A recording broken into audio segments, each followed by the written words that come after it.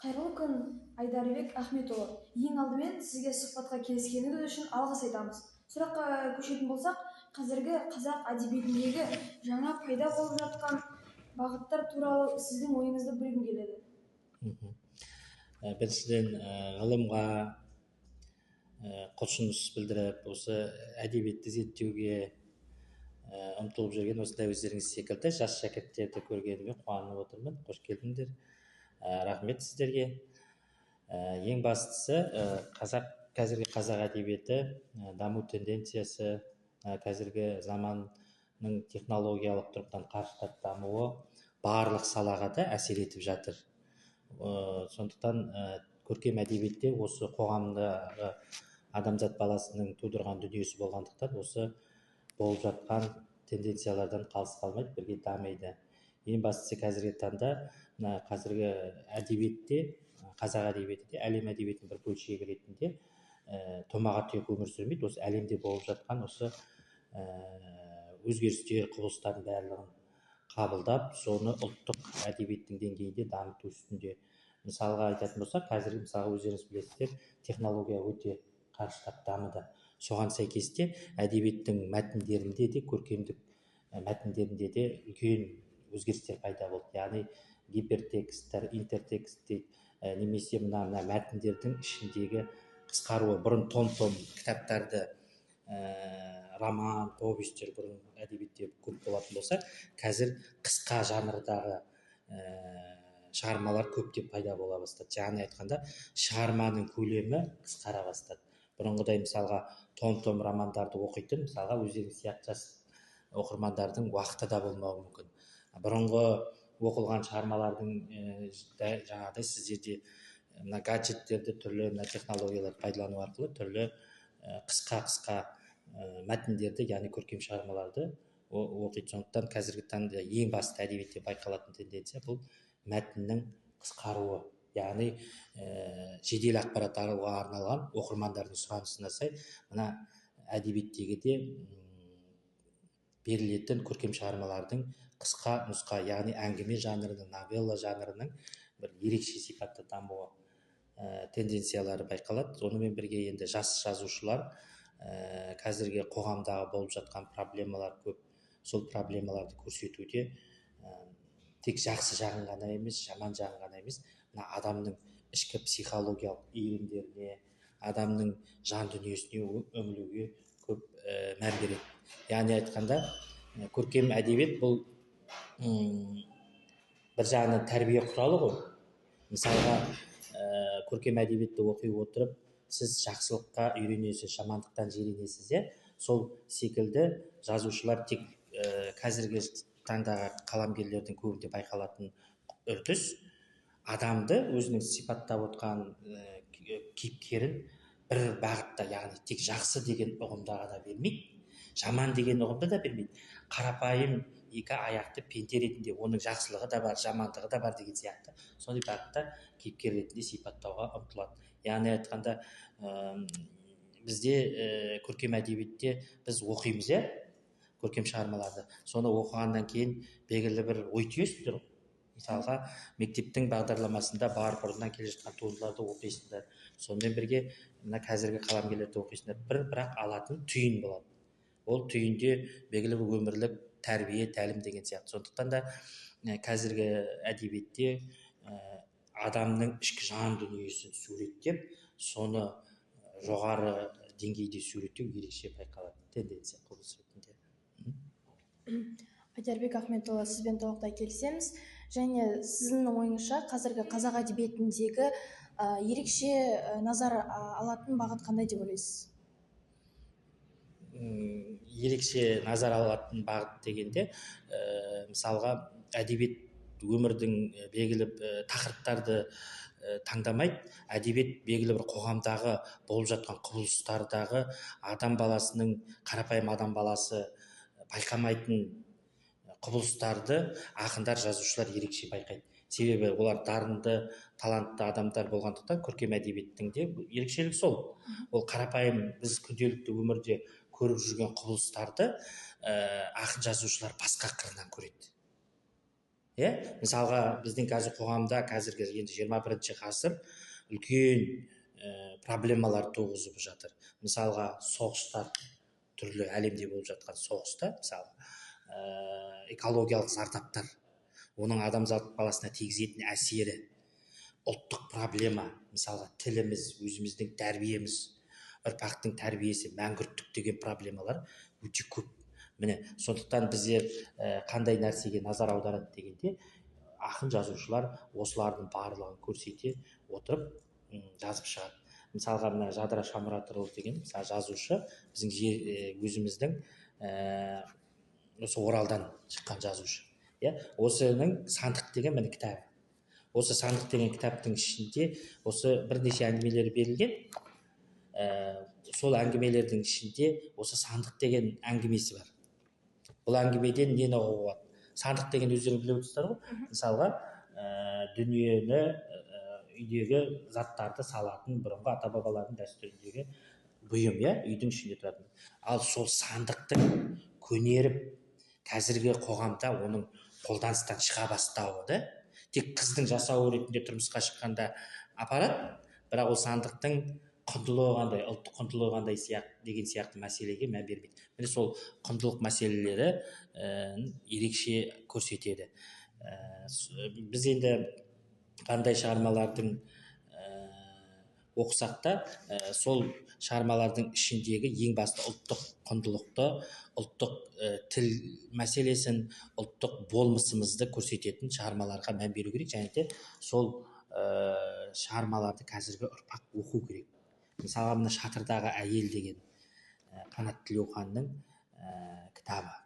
Осы Шатырдағы әйел дегенде, мысалы, сізге алғашқыда қандай ассоциация келеді? Мысалға, шатыр деген не? Үйдің мысалы жоғарғы бөлшегі, шатыр. Мысалы, шатырдағы әйел не істеп жүреді? Мысалға, бұл қазіргі қоғамдағы, мысалға, өзін-өзі жоғалтқан адамдар бар ғой. Мысалға, үйсіз, күйсіз, қаңғыбастыққа түскен, яғни айтқанда өзін-өзі жоғалтып, өмірден белгілі бір мақсат, көзқарас, адамдық дегеннен ажырап, қаңғыбастыққа түскен, бомж дейміз ғой қазір айтқанда, сондай деңгейге түскен адамдардың проблемасы. Ол проблема біздің қазір қоғамда бар ма? Бар, Бар. Ондай адамдар көп, өздерін тіпті көшеде де көріп жүрсіңдер, Міне сол мәселені Қанат Тілеухан басқаша қырынан көрсеткісі келген. Міне сондай мәселелер көп. Сізбен тоқтай келісемін. Қазіргі қазақ әдебиетіндегі психологияның элементтерін, жалпы айтқанда психология жайында ойыңызды білгім келді. Психология деген ол адам жан туралы ілім ғой. Ал сол әдебиетте психологизм, психоаналитика деген бар. Мысалға, мына жаңағы айтып жатқан мына Жадыра Шамұратова болсын, Шатырдағы әйел болсын, сіздер зерттеп отқан жазушылар, жас жазушылардың қай-қайсысын алып қалсаңда, қазіргі таңда адамның сыртқы портретін суреттеу өз алдына мысалға адамның сыртқы портретін, тұр-тұлғасын ол классикалық әдебиеттерде зерттеу бар да, бірақ қазіргі әдебиетте, қазіргі прозада адамның ішкі жан дүниесін, адамның ішкі болмысын көрсету арқылы да адамның мінез құлқын, оның қоғамдағы ортадағы орнын көрсетуге тырысатын, соны көрсетуге болатындығын жеткізеді. Мысалы, мына Жадыра Шамұратованың барлық әңгімелерінде тұнып тұрған психологизм. Мысалға, мына құрылысшы, парапсихолог Пәтіркүл дегендер. Мысалы, қазір мына парапсихолог Пәтіркүл деген әңгімесін оқып қарасаңыз, бір жағынан күлкіңіз келеді, бірақ қоғамдағы шындық қазір не көп? Қоғамда, мысалы, әлеуметтік желіні ашып қарасаңыз, кеңес беретін психосоматика дейді, адамның жаңағыдай бір нәрсеге мотивацияға беретін курстар, неше түрлі, толып тұр. Соған ілесіп, кейбіреулері адасып жүр. Сол мәселені Жадыра Шамұратова өзінің әңгімесінде көрсетіп береді, талдап береді.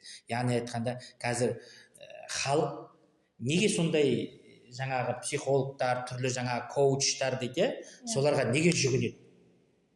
Ол біріншіден ондайға жүгіретін адамдар негізінен мына кітап оқымайтын, өзінің рухани әлемі бос, кеңістік. Біреудің айтқанымен ғана тыңдап, ол соған бір жетістікке жеттім деу, ол мүмкін жетістікке жететін шығар 100-ден біреуі, бірақ адамның өзінің ішкі рухани жан дүниесі өте бай болу керек. Сондықтан қазір айтқанда рухани аштық бар адамзат баласында. Соны толтыру үшін қазір коучтар, осы психологтар, неше жаңа айтып жатқан тұлғалардың көркем әдебиетте образ болып оралуы, жаңағы мысалы қазір әдебиетте бомждың да образы бар. Жаңа айтып жатқан алаяқтардың, жемқорлардың, жаңа айтып жатқан өтірік суайттардың, қаншерлердің де мысалы детективті әңгімелердің ішінде образдары бар. Сонда бізде жақсы деп айтатын образ жоқ па деген сұрақ тууы мүмкін. Бірақ бұл мәселе біздің қоғамда болып жатқан тенденцияларды жазушылар айналып өте алмайды. Олар да жаман болсын, бұрынғыдай жаңағыдай жақсы болсын, олардың адам ретінде қоғамда бір белгілі бір орны бар олардың. Міне әдебиетте солардың объектісі ретінде суреттеп жеткізуге тырысады. Яғни айтқанда қазіргі әдебиетте, көркем әдебиетте образдардың ішкі жан дүниесіне, әлеміне үңілу тенденциясы өте басым, жоғары деңгейде. Мысалға міне Досқан Жылқыбай деген жас жазушының «Квант» деген әңгімесі бар. Мысалы «Квант» деген сіздер нешінші сыныпсыз? 8 квант оқыдыңдар ма физикадан? Квантты енді оқисыңдар да. Кванттың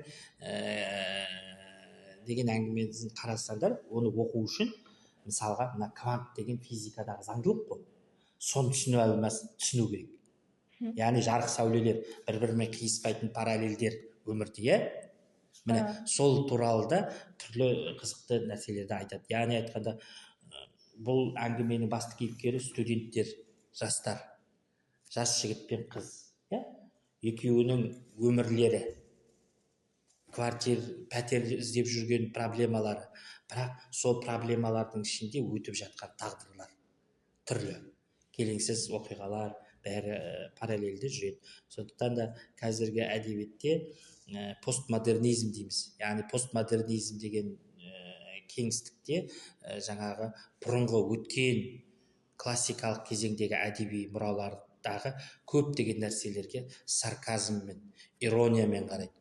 Мысалға қазіргі таңда енді жақсы деп айтатын бір тұлғаларды әдебиетте бұрын мысалы батырлар, хандарды бейнеледі, көркем әдебиеттерді сіздер оқыған кезде бұрынғы мысалға Абай жолы, Мұхтар Мағауин, Аласапыран, өздеріңіз мысалға мектепте Мұхтар Мағауиннің шығармаларын, тағы да басқа кімдерді оқыдыңыздар? Сол мектептегі шығармаларды оқыған кезде батыр, хандардың бейнелері бар, оларды да тұлға ретінде танимыз, тарихи тұлғаларды. Бірақ қазіргі заманның бейнесінде жазуымыз керек қой. Жаманнан да жирендіріп, сол жаман деген дүниелердің астарында да мүмкін жылт еткен бір жақсылық, жаңалық болатын шығар. Сондықтан сол мәселелерді де жазушылар назардан тыс қалдырып жүрген жоқ. Жас жазушылар өте көп, олардың шығармаларын талдап, оқып түсіну керек. Түрлі проблемаларды айтады, жеткізеді. Қазіргі қазақ әдебиетіндегі көрнекті өкілдер ретінде кімді танисыз ба? Жас жазушылар ма, әлде үлкен аға буын өкілдерді бәрін айта береміз? Жаңа айтып жатқан міне Қанат Тілеухан деген ағаларыңыз бар. Міне өте қазіргі таңда міне әңгіме жанрында өте керемет қалам тербеп жүр. Бұл әңгімелерді қысқа нұсқа новелла жанрында көп жазады. Новелла деген жанрды дамытып, соны жазып жүр. Әңгімелерінде бүгінгі замандағы проблемалар және де бір қызығы Қанат Тілеуханның әңгімелеріндегі бір кейіпкер өзінің бала күнгі бір қойған псевдоним есімімен келесі бір әңгімелерінде жалғасып отырады. Жаңағы бір кейіпкер бірнеше әңгімелердің ішінде қайталанады. Бұл дегенің автордың әңгімелерінің бір-бірімен іштей желісі үзілмей байланысып отыратынын көруге болады. Түрлі проблемалар, бірақ сол түрлі проблемаларды әр әңгімесінде қызықты етіп, өзінің кейбір өмірбаянын сияқты етіп жазып отырады.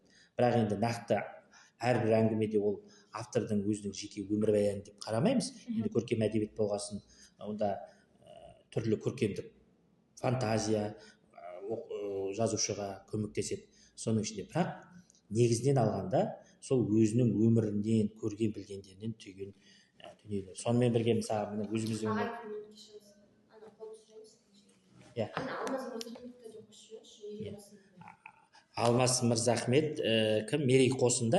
иә алмаз мырзахметтің неше қаласы айтсаңыз болады өз шығармасы еркебұлан еркектер оны істейді соған жала жабады ерекше адам ғой психологиялық ауытқуы бар адам алмаз мырзахмет мерей қосында иә міне Алмас Мырзахмет Мерей қосында міне Жадыра Шамұратовалардың барлығының әңгімелерінде психологизм басым. Сосын жаңағы айтып жатқан бізде мына қазақ әдебиетінде жаңағы Алмас Мырзахмет және Мерей қосында деген кейіпкерлеріндегі психологиялық ауытқушылық бар, яғни мүгедек адамдарды бейнелеу, суреттеу, ол қазақ әдебиетінде Роза Мұқанованың мысалға мәңгілік бала бейне деген шығармасы бар, содан бастау алады.